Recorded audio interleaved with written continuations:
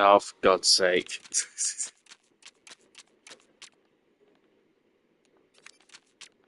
And I don't care as long as I don't get sued or whatever. Take my personal data, harvest my organs.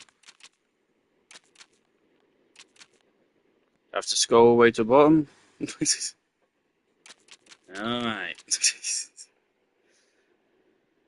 I.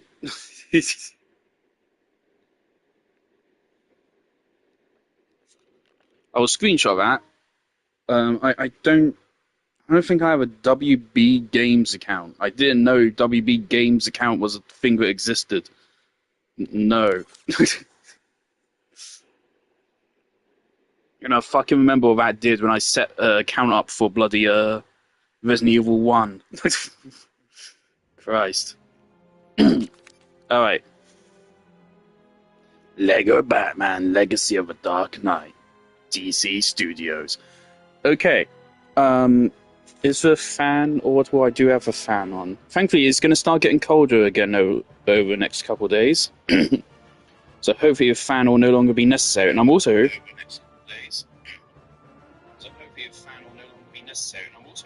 Okay, fan's not audible. Good. I also hope there won't be any PlayStation overheat warnings. That'll be really awkward. I'm a little bit worried that there will be, because I've heard, obviously this game is made in Unreal, and I've heard that it's not well optimized. Obviously right there, it defaults to best fidelity settings, which I don't think is right. I think you should always go with performance over fidelity. Because my monitor, my TV is 1080p anyway, so going for fidelity, it has no effect on the game for me. It just makes the frame rate worse. And I imagine that is true for the vast majority of people. So I'm always confused by the fact anywhere when fidelity is the main setting. Lego Batman was one of the first games I ever played.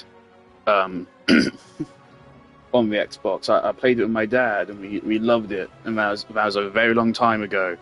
Lego Batman 2, I also played some of it with my dad. I don't think I ever played like the whole thing with him. Obviously, it's very different, Lego Batman 2 to Lego Batman 1.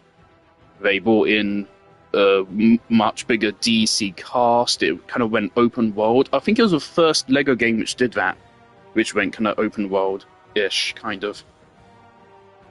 But I remember loving Lego Batman 2. And then after that, I didn't play many more of Lego games. I played Lego Indiana Jones as well. I don't remember if it was before or after Lego Batman. Might have actually been before.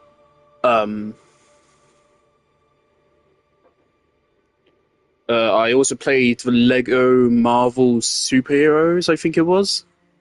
The first Lego Marvel game. I also played that one. And I think that was the last Lego game I played.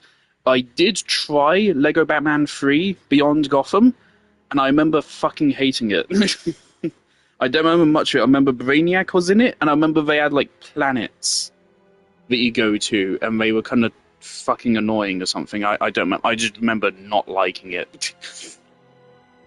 And now we have this.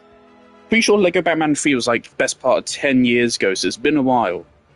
This is going to be interesting, because I know they're going for like Arkham-based gameplay, I think, which will be very interesting, because I also, of course, love Batman Arkham. All of the games. Arkham Knight is my second favourite behind Arkham City. And then, honestly, I think I like Origins more than I like Asylum. Sorry. There's VR games and such which are cool, but obviously I haven't played. My one... Going into this, I have a concern in that I have a deluxe edition as well. I bought it purely because it had faster shipping. For some reason, the standard version of the game wouldn't have shown up for another 2 weeks, even 3 weeks, if it was late.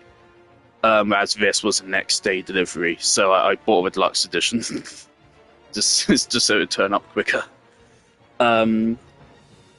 I do think that in this game we're pretty much only going to be playing as Batman, whereas of course part of a point of previous Lego games is that there's like a fucking 100 characters you can play as, and there's a set of abilities like double jumping and mind control and blah blah blah blah. All characters have different powers. I don't think this game is going to have that. I think in exchange we're going to have Arkham-esque gameplay. I also know the early trailers made it seem like this was going to be like the old like Star Wars games, where it's just going to go through each like movie story and break them up into levels. I think that's actually not the case. I think they're doing their own original story, as far as a Lego game can have a story. They're doing their own thing, but it's just going to have a lot of homages to the past Batman films and games. I know there's a FNAF reference, because I saw a YouTube show about it. I know there's a reference to Batman Begin. That legendary tweet. Otherwise, I don't know a whole lot. I think I saw there's 30 levels in the game, 30 gold bricks at least. So I think there's a good bit of game here. How many levels did the original Lego Batman have? It had six worlds, if you want to call them that. 3 as Batman, 3 as the villains, I think. And I think each of them had 5 levels? So that means the original Lego Batman would have also had 30. Interesting. Huh.